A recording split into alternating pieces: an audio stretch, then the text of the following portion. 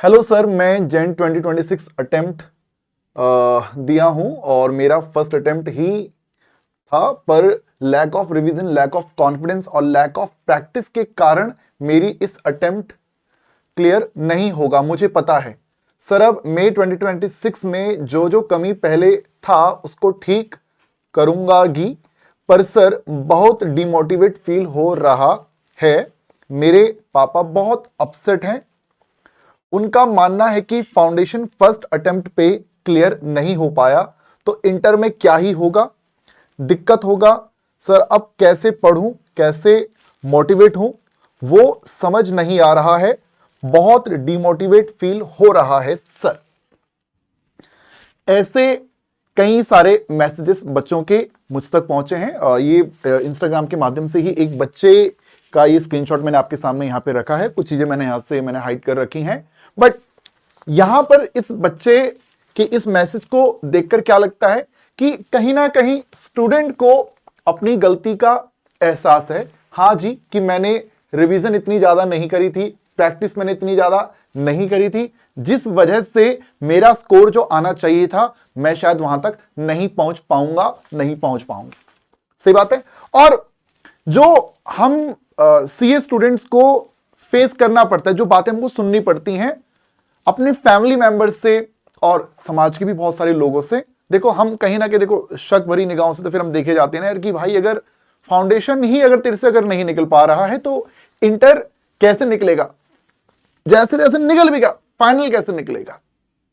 ये सवाल अक्सर हमें फेस करने पड़ते हैं और कहीं ना कहीं ये सेल्फ डाउट हमें भी आता है कि यार भाई फाउंडेशन तो मेरे से निकल नहीं पाया, सही में अब क्या मैं इंटर भी निकाल पाऊंगा कि नहीं निकाल पाऊंगा।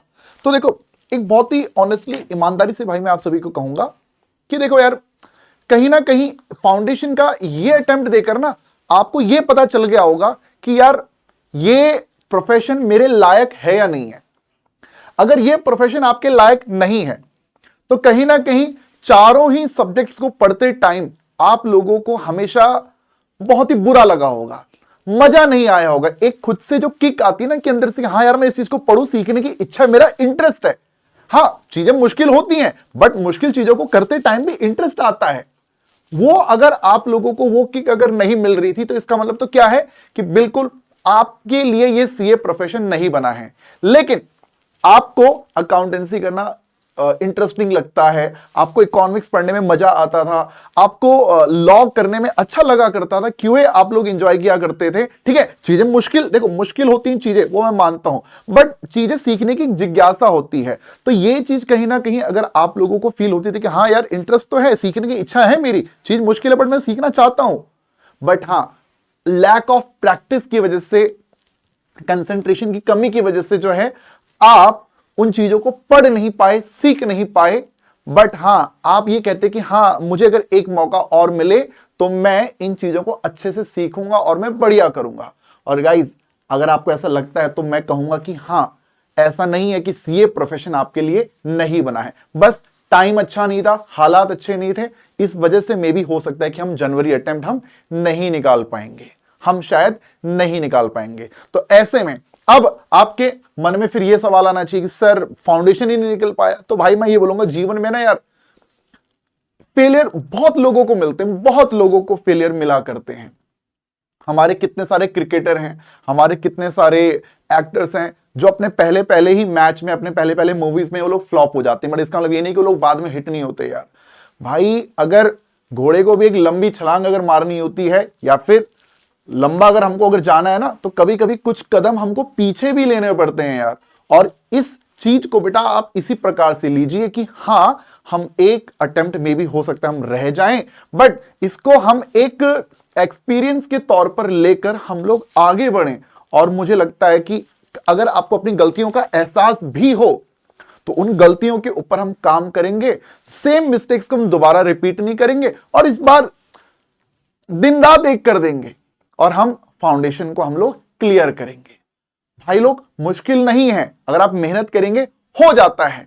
अब बहुत से बच्चों के मन में आएगा कि सर आप तो खुद भी सीए नहीं है, आप इस तरह की बातें क्यों कह रहे हैं। भाई लोग मैं भले मैं सीए नहीं हूं, बट मुझे इस जर्नी का मुझे आइडिया है। मैंने अपनी लाइफ में एक बार मैंने सीए करने का मैंने सोचा था। मैंने 2 महीने ही मैंने तैयारी करी थी। 2014 की मैं बात कर रहा हूं। सीपीटी बेटा मैंने दिया था। सीपीटी उस टाइम का मैं डिस्टिंक्शन होल्डर हूं मे अटेम्प्ट का, और अब 200 अराउंड 152 या फिर 155 के अराउंड बेटा मैंने उस टाइम पे स्कोर किया था चारों सब्जेक्ट्स का टोटल। ठीक है, कुछ अलग कारणों से, कुछ पर्सनल रीजन की वजह से फिर मैंने जो है सीए उसके बाद मैंने ड्रॉप कर दिया था। मैंने आगे नहीं पढ़ाई करी थी। बट ये है कि हाँ, मैं अगर उसके बाद अगर कंटिन्यू करता तो मैं सीए कर सकता था यार। बट वही चीज मैं कह रहा हूं बेटा, आपकी लाइफ में अगर इस तरह की कोई दिक्कतें परेशानी अगर कुछ अगर नहीं है, आपका सिर्फ एक ही मकसद क्या है कि भैया हमको सीए करना है, और आपके हालात भी अच्छे हैं जो आपको सपोर्ट करते हैं, तो मैं ये बोलूंगा भाई कि आप मेहनत करो, अगला ट्राई दो, और इस बार सेम मिस्टेक्स ना करना। क्योंकि देखो, कोई एक मिस्टेक एक बार करे चलता है, बट बार बार करे तो बिल्कुल भी नहीं चलता। कहावत कुछ और वो मैं नहीं बोलूंगा, बट जो भी है मेहनत करे तो बेटा निकलेगा, इस बात को ध्यान रखिएगा। ठीक है, अब क्वेश्चन आता है सर ठीक है कम बैक करना है, हमें इस बार निकालना है। तो देखो कुछ बातें लिखकर आया हूं, और बातें देखो कुछ बहुत ही मुश्किल चीजें नहीं है यार जो कर रही, मतलब स्टेप सिंपल हैं जो आप लोगों को फॉलो करने हैं। बहुत कुछ मतलब कोई रॉकेट साइंस नहीं है यार भाई लोग। आप लोगों को ये समझ लो, जैसे मन में आता ना यार कहां से शुरू करूं, समझ में ही नहीं आ रहा, शुरू करूं तो करूं कहां से। भाई मैं हमेशा कहता हूं जीरो से शुरू करो, जीरो लेवल से ही शुरू करो, और शुरुआत जब करोगे तो भैया स्पीड ये समझ लेना कि भैया हमारी स्पीड जो है ना वो मैक्सिमम हो। हमें जीरो से हमने जरूर शुरू किया है, बट क्योंकि चीजें कहीं ना कहीं हमने पहले भी पढ़ रखी है, कर रखी हैं, तो जहां पहले हमको 4 दिन लगे थे किसी चीज को समझने में, करने में, अब हमको 4 दिन नहीं लगेंगे, हम उसको जल्दी खत्म कर सकते हैं। कुछ चीजें ऐसी होंगी जहां पर हमको बहुत ज्यादा टाइम देने की आवश्यकता नहीं होगी, वो हम जल्दी कर पाएंगे। तो कुल मिला के भैया सभी चीजें पढ़नी है, जीरो लेवल से अब शुरुआत कीजिए, बहुत ही मैक्सिमम स्पीड के साथ बेटा आप लोग बढ़िए। ये समझ लो कि हमारे पास 3 महीने नहीं, हमारे पास 2 महीने का समय है। 2 महीने में हम लोगों को पूरा कंप्लीट सिलेबस अच्छे से करना है, पूरा सब कुछ, चारों सब्जेक्ट को अच्छे से फोकस करना है। फिलहाल मैं तो यहां पर अपने सब्जेक्ट क्यूए की बात कर रहा हूं। तो बेटा आप जो हाई वेटेज वाले जो आपके चैप्टर हैं उनको आप उठाइए, मैथमेटिक्स और फाइनेंस आप उठाइए, आप अपना एलआर इतना अच्छे से स्ट्रॉन्ग कर दीजिए कि भैया 20 नंबर आपको लगे कि अब कहीं जा ही नहीं रहे हैं। आप अपना सेंट्रल टेंडेंसी, डिस्पर्जन आप उठाइए। हाई वेटेज वाले जो चैप्टर हैं उनको आप सबसे पहले कर लीजिए, जिनकी भी वेटेज 10 नंबर की, 11 नंबर की, 14 नंबर की आती है। तो एलआर 20 नंबर का, 14 नंबर का फाइनेंस, 10 नंबर का सेंट्रल टेंडेंसी डिस्पर्जन, आपका 10 नंबर का theory chapter statistical description of data and sampling. तो इतना आपने कर लिया। 14, 34, 44, ये लगभग 54 के आसपास का आई थिंक आपका ये जो है ये मार्क्स यहां पर बन जाता है। फिर उसके बाद जो आपके 5-5 नंबर के जो इजी चैप्टर्स आप उनको उठाइए। भैया सीक्वेंस फॉलो करो, मैं पढ़ाता भी इसी सीक्वेंस में, मैं रिवीजन भी इसी सीक्वेंस में कराता हूं। आप इंडेक्स नंबर पढ़ लीजिए, कोरिलेशन रिग्रेशन आप लोग कर लीजिए। देखो 5-5 नंबर आपके, 10 नंबर आपके यहां हो जाएंगे। आप मैथ्स में आइए, आप इक्वेशंस कीजिए, इनइक्वालिटी कीजिए, रेशियो, प्रोपोर्शन, लॉग, इंडाइसिस आप कीजिए। 10 नंबर आपके इन 3 चैप्टर से आपके बन जाएंगे। आप परम्यूटेशन पढ़ो, फिर उसके बाद आप सीक्वेंस सीरीज करो। उसके बाद आप सेट रिलेशन फंक्शन पढ़ो। 3 नंबर का, 4 नंबर का चैप्टर भले आपका वो हो, बट वो उसके थ्रू आप प्रोबेबिलिटी समझ पाओगे।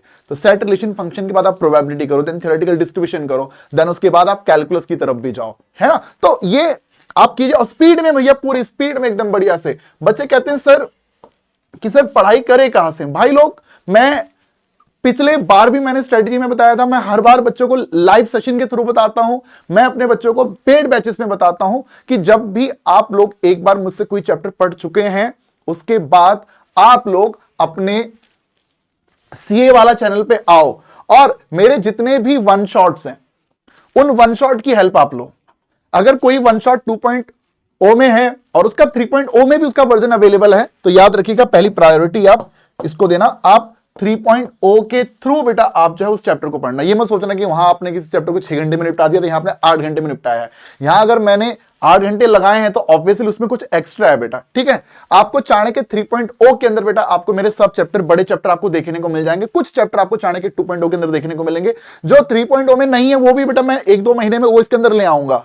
इसके अंदर आप लोगों को फाइनेंस देखने को मिल जाएगा, सेंट्रल टेंडेंसी डिस्पर्जन देखने को मिल जाएगा। इसके अंदर आप लोगों को हमारा ये इंडेक्स नंबर देखने को मिल जाएगा, स्टैटिस्टिकल डिस्क्रिप्शन ऑफ डेटा आपको यहां देखने को मिल जाएगा, सैंपलिंग आपको इसके अंदर देखने को मिल जाएगा, रेशियो प्रोपोर्शन यहां दिखेगा, आपका परम्यूटेशन कॉम्बिनेशन आपको यहां दिखेगा, कैलकुलस आपको यहां दिखेगा, प्रोबेबिलिटी आपको यहां दिखेगा, थ्योरेटिकल डिस्ट्रीब्यूशन आपको यहां दिखेगा, और क्या बोलते हैं आपका कोरिलेशन रिग्रेशन तो ऊपर है, बट इसके लिए भी बेटा मैं नई रिकॉर्डिंग करने वाला हूं। सीक्वेंस सीरीज आपको यहां कुछ महीनों में जो है, कुछ हफ्तों में आपको देखने को मिल जाएगा, मतलब आपको कंटेंट मिलेगा यहां पे सारे यार, ठीक है ना। ऐसे कुछ चैप्टर जैसे इक्वेशंस वगैरह जो मैंने रिकॉर्ड नहीं किए हैं, आपको आशीष सर के लेक्चर आपको देखने को मिल जाएंगे। आप यहां से पढ़ो बेटा, यहां से आपको मिलेगी कॉन्सेप्चुअल क्लैरिटी, और ये मैं आपसे वादा कर रहा हूं, दावा कर रहा हूं, कुछ भी पार्ट नहीं छूटेगा, सब चीज कवर होगी, सब चीज, बस पूरे विश्वास के साथ आप देखो, ठीक है। इधर उधर की ना सुनो, 36 लोगों से चीजें सुनोगे, 36 बातें दिमाग में आएंगी और ज्यादा कंफ्यूज हो जाओगे। आपको मैंने जो बात बोली है इसको एकदम आंख बंद करके आप इसको फॉलो करो, क्योंकि गलत बात नहीं कह रहा हूं मैंने मतलब क्या बोलते हैं, अपनी पूरी एनर्जी भाई मैंने इनके अंदर मैंने दे दिया कि भाई बच्चा जो अगर फ्री में भी पढ़ना चाह रहा है ना, उसको कुछ छूटे ना यार, तो आपको यहां मिलेगा दोस्त, वो आपको इधर मिलेगा, ठीक है। और फिर बात अगर करी जाए हमारे कि सर हमको फिर अगर रिवीजन करनी तो रिवीजन के लिए क्या किया जाए फिर, है ना। तो बेटा जब आपका कोई भी चैप्टर यहां से हो जाता है तो बच्चा कहते हैं सर वहां तो आपने वन शॉट में कराया होगा, बहुत फटाफट से कराया होगा, फटाफट से नहीं कराया, 8-8 घंटे मैंने लगाए यार, इतना टाइम नहीं लगता है जनरली, बट मैंने लगाया है। कॉन्सेप्ट बहुत सारे क्वेश्चन मैंने यहां करवाए हैं, वो क्वेश्चन आपको जरूर प्रैक्टिस करने हैं, बट उसके अलावा आपको जब लगता है कि मुझे और क्वेश्चन करने हैं, अपने आईसीआई मॉड्यूल को करो। आपको लगता है मुझे पीवाईक्यूज करना है, पीवाईक्यूज आपको मिलेंगे भाई, हमारे पीडब्ल्यू का स्कैनर है, उसमें आप देख सकते हैं। बट मेरी जो संकट मोचन सीरीज है, मैंने सितंबर 2024 में सीरीज शुरू करी थी, फिर लगा लो फिर ये 2.0 सीरीज आई, फिर 3.0 सीरीज आई, ये भी जो जनवरी अटेम्प्ट हुआ उसमें मैंने 4.0 सीरीज बेटा मैं लेकर आया था। तो यहां पर किसी भी सीरीज को आप उठा लो, प्रैक्टिस के लिए जौन सा चैप्टर आप बोलोगे, चैप्टर का नाम लिखो, संकट मोचन सीरीज लिख दो, आपको चैप्टर दिख जाएगा, वो 1.0 दिख जाए, 2.0 दिख जाए, उससे फर्क नहीं पड़ता, क्योंकि प्रैक्टिस हर सीरीज में हो रही है यार, है ना। तो प्रैक्टिस के लिए आप इन सीरीज को फॉलो कर सकते हैं। यहां पे बहुत ही फटाफट से क्विक रिवीजन बेटा मैंने करवा रखी है, यहां डिटेल कॉन्सेप्ट, यहां क्विक रिवीजन, यहां आपको प्रैक्टिस क्वेश्चन दिखेंगे, एग्जाम क्वेश्चन दिखेंगे, पीवाईक्यूज दिखेंगे। और गाइज हर बार एग्जाम से पहले बेटा मैं 10-10 12 घंटे की जो मैराथन किया करता हूं, 3-3-2 इस बार भी मैंने 12 घंटे की मैराथन करी थी, फिर एग्जाम से एक दिन पहले मैंने 6 घंटे की मैराथन करी थी, ऐसे पिछले अटेम्प्ट में करी थी। उन प्री एग्जाम मैराथन की हेल्प आप लोग लो यार, रिकॉर्डेड कंटेंट आप लोग प्रॉपर फॉलो करो, और अच्छे से आप लोग भी बेटा क्या बोलते हैं, निरंतर पढ़ाई करो। हाँ, आपको अगर लगता है कि आप उन स्टूडेंट में हो जिनको लाइव के थ्रू पढ़ना अच्छा लगता है, क्योंकि देखो हर तरह के बच्चे होते हैं यार, कुछ ऐसे होते हैं जो कहते हैं सर हमको रिकॉर्डिंग देखना अच्छा लगता है, कुछ ऐसे होते हैं सर हमको लाइव में इंटरेक्ट करते हुए पढ़ना अच्छा लगता है, तो आप पेड बैचेस की तरफ भी बेटा आप लोग जा सकते हैं यार, ठीक है। सो प्री एग्जाम मैराथन को बेटा आप लोग फॉलो कीजिए, और उनमें कराए गए क्वेश्चंस को बेटा बार बार प्रैक्टिस करते रहो। कुछ बच्चे कहते हैं सर कि हम क्वेश्चन एक बार जो करते हैं हमसे नए क्वेश्चन नहीं हो पाते, भाई मैं कह रहा हूं नए क्वेश्चन मत करो फिर यार, हमने इन सीरीज में जितने क्वेश्चन करा रखे हैं इन्हीं क्वेश्चंस को बार बार करो। आप लोगों ने ये चीज तो देख ली होगी कि इस बार जनवरी का अटेम्प्ट का जो पेपर था, उससे पिछले अटेम्प्ट का जो पेपर था, उसमें भाई आधे से ज्यादा क्वेश्चन तो वो है ना जो हमारे एज इट इज एग्जाम में दिख रहे हैं, एज इट इज दिख रहे हैं। इस बार ही आपने कितने क्वेश्चन देख लिए थे जो प्री एग्जाम मैराथन के थे, जो 12 घंटे वाली मैराथन थी, जो उसके डायरेक्ट क्वेश्चन थे, और अगर मैं इसको भी काउंट कर लेता तो भैया लगभग सारे क्वेश्चन जो है आपको इसमें से देखने को मिल देंगे यार, तो कुछ छूटता नहीं है बेटा, सब कवर हो जाता है। तो आप ये देखिएगा, ठीक है। और भाई लोग आप लोगों का ना एक स्ट्रॉन्ग होल्ड होना चाहिए फॉर्मूलों के ऊपर। यही जो एक मिस्टेक है वो आप लोग कर रहे हैं, आप फॉर्मूले याद करते ही नहीं है। आपने चैप्टर पढ़ लिया, आपको लगता है मेरा काम बन गया भाई, क्वेश्चन भी आ चलो हमारे हो गए। जब आप क्वेश्चन बनाते हो तो साइड में फॉर्मूले देखकर आप लोग क्वेश्चन बनाया करते हैं। फॉर्मूले आपको एकदम रट जाने चाहिए, बढ़िया से एकदम खून में हमारे फॉर्मूले आ जाने चाहिए। इनके ऊपर स्ट्रांग होल्ड आप लोगों को बनाना है, और याद रखिएगा कोई सा भी एक चैप्टर छोड़ना नहीं है, कोई सा भी चैप्टर इस बार आप छोड़ना मत। पिछली बार हो सकता है आप लोग सोच रहे हो ना कि हाँ हम 60 65 70 नंबर का ही हम कर लेंगे। अगर एग्जाम के लिए अगर 1 महीना बचा होता है ना, तब वो स्ट्रेटेजी होती है कि हाँ हम सिर्फ 60 नंबर का पढ़ें, 60 मार्क्स कम पढ़ें। यू हैव टाइम, 3 महीने 3.5 महीने के आसपास का टाइम आप लोगों के पास अगर है, तो आप ये टारगेट मान के चलो कि यार मुझे पूरा अपना 100% सिलेबस पढ़ना है।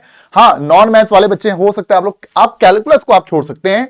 कैलकुलस को छोड़ने के लिए मैं इसलिए कह रहा हूं क्योंकि कैलकुलस बहुत वास्ट कॉन्सेप्ट है, बहुत ज्यादा टाइम टेकिंग, बहुत ज्यादा प्रैक्टिस मांगता है वो, ठीक है। और एग्जाम में वही बेटे 4-5 नंबर की आपकी रहती है।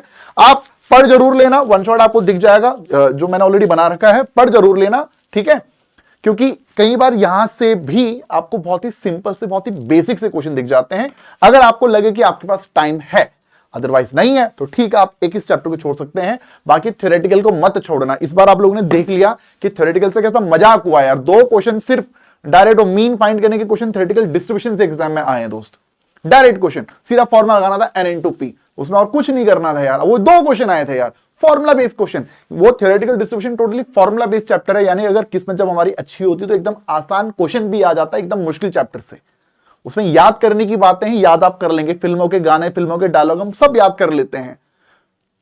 इच्छा होगी हमारी हम फॉर्मूले भी याद कर लेंगे, छोड़ना मत कोई सब यार। तो इतनी ही बातें बोलूंगा बेटा, और तो देखो ज्यादा कुछ है नहीं, और तो कोई क्या ही ब्रह्म ज्ञान दे दूं भाई मैं यार। स्ट्रेटेजी यही है, पढ़ाई शुरू कर दो आज से। मन में किसी भी प्रकार का ना अब कोई नेगेटिव ऐसा कोई थॉट मत लेकर आओ कि यार मुझसे नहीं हो पाया, मुझसे अब दोबारा भी नहीं हो पाएगा। खुद को क्वेश्चंस करना बंद कर दो। खाली दिमाग शैतान का घर। जब आप खाली बैठे हैं, सिर्फ सोच रहे हैं, रील्स स्क्रॉल कर रहे हैं, तो दिमाग में 36 ख्याल जरूर आएंगे कि हाँ यार क्या हुआ। लेकिन जब पढ़ने बैठेंगे बेटा, जब पढ़ने बैठेंगे तो आप चीजें सीखने के बारे में सोचो कि भाई ये चीज मैंने सीखी है, आज मैंने क्या सीखा, आज मैंने कितना किया। उन चीजों को बेटा आप प्रायोरिटी बनाओ यार, है ना। सपने भी आए तो आपको क्वेश्चंस के सपने आने चाहिए कि हाँ इसको कैसे सॉल्व करना था, उसमें ये फॉर्मूला था। भाई होता है ऐसा, मैंने देखे हैं बच्चे, मेरे साथ भी हुआ है भाई ऐसा। तो ये चीजें हैं, आपको सफलता निश्चित तौर पर मिलेगी। मैं आपके साथ में हूं, मेरी पूरी टीम आपके साथ में, सी वाला यार आपके साथ में है ना। हम आपके लिए कोई कमी कोई कसर हम छोड़ते नहीं है। हमारे जितने भी टीचर्स है, चारों सब्जेक्ट्स की टीचर आपके लिए बहुत मेहनत करते हैं बच्चों, ठीक है। तो हम सभी आपसे बहुत प्यार करते हैं। आप मन लगा के पढ़िए बेटा। आप हमारे क्या बोलते हैं, इस फाउंडेशन को आप जल्दी से क्लियर करो, फिर आप हमारे इंटर के बैचेस में आओ भाई जल्दी से, फिर आप हमारे फाइनल के बैचेस में आओ, ठीक है। और मैं तो यही बस कामना करता हूं बच्चों आप सभी के लिए। ऑल द बेस्ट बेटा, पढ़ाई शुरू कर दीजिए। All the best.